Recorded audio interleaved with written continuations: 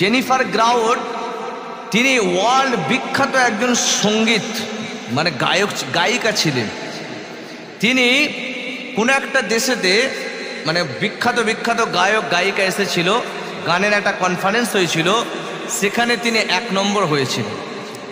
তো তিনি গায়িকা ছিলেন, মরক্কো শহরে ঘুরতে গেছে। এই যে ফুটবল বিশ্বকাপ হলো, সেমিফাইনালে মরক্কো দেখবেন ভালো পারফরমেন্স করেছিল।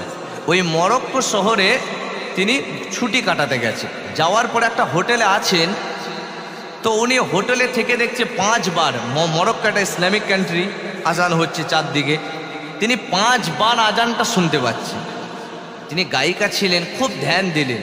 আর আজানটা শুনে, আজানে যে কি মধু আছে, যখন হজরতে বেলাল হুজুর আজান দিতেন, বলছে মদিনার ছেলে মেয়ে বাচ্চারা সবাই বেরিয়ে পড়তো, বেলাল আজান দিচ্ছে। আল্লাহ পাক হজরতে বেলাল হুজুরের আজানের কণ্ঠতে এমন নিয়ামত দিয়েছিলেন, একদিন আজান দেননি, সেদিন ফজরও হয়নি। জোরে বলেন সুবহানাল্লাহ। আল্লাহ এমন করেছেন। আল্লাহ দেখতে হবে তো বেলালকে মুয়াজ্জিন কে করেছেন? স্বয়ং রসুল্লাহ বেলাল হাবশিকে মদিনা মসজিদে নববী শরীফের মুয়াজ্জিন করেছিলেন। জোরে বলেন সুবহানাল্লাহ। তো জেনিফার গ্রাউট আজানটা শোনার পরে তিনি খবর নিলেন, যেটা কি, সবাই বললো এটা আমাদের মসজিদে নামাজের জন্য ডাকা হয়, এটা আহ্বান করা হচ্ছে, এটাকে আরবিতে আজান বলা হয়। তো তিনি সেই আজানটা শুনে আশহাদু আন্না মুহাম্মদ রাসূলুল্লাহ, আজানে নবীর নাম আছে না নাই? আছে। বলছে মুহাম্মদ এটা বলা হচ্ছে। তো তিনি সেই মুহাম্মদ সাল্লাল্লাহু আলাইহি ওয়াসাল্লাম আমাদের নবীর জীবনী পড়তে শুরু করলেন।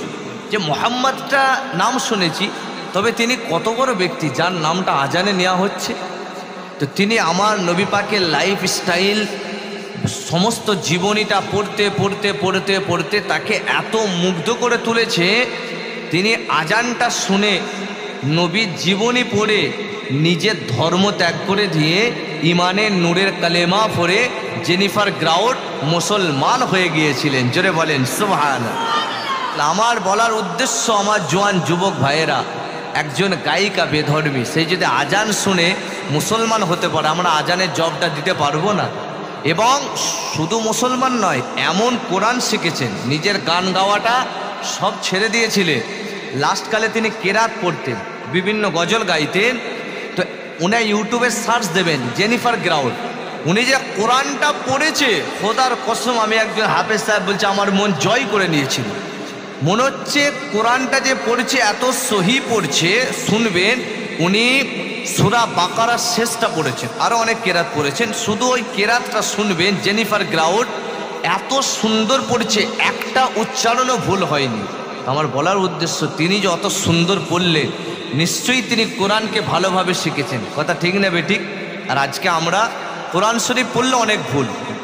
কোরআন শরীফ বলছে কুল হু আল্লাহু আহাদ, না, বড় কাফ লাম, কুল হু আল্লাহু আহাদ। আরবিতে বড় কাফ লাম মানে কুল, আর ছোট কাফ লাম কুল মানে হচ্ছে খাওয়া। আরবিতে যদি উচ্চারণ সহি না হয়, আসমান ও জমিনের ডিফারেন্স হয়ে যাবে। আল্লাহ যেন এইগুলোকে সহি করে পড়ার তৌফিক দান করে। জোরে বলেন আল্লাহুম্মা আমিন।